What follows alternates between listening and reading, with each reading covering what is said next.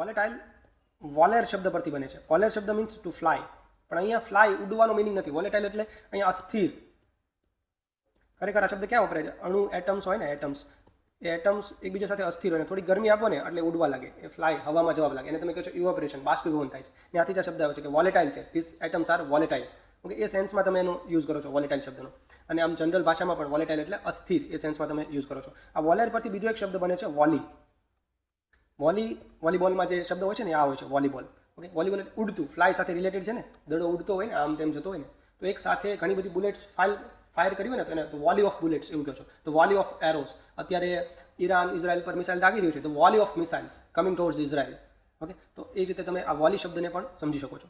અને અહીંયા તમે જોઈ શકો છો કે ફિકલ એટલે અસ્થિર અને વોલેટાઇલ એટલે અસ્થાયી, કે જે સ્થાયી નથી. ઓકે, તરત ફ્લાય થઈ શકે છે એવી રીતનું છે, તેને તમે વોલેટાઇલ કહો છો. તો એનો નિયરેસ્ટ મિનિંગ છે ફિકલનો.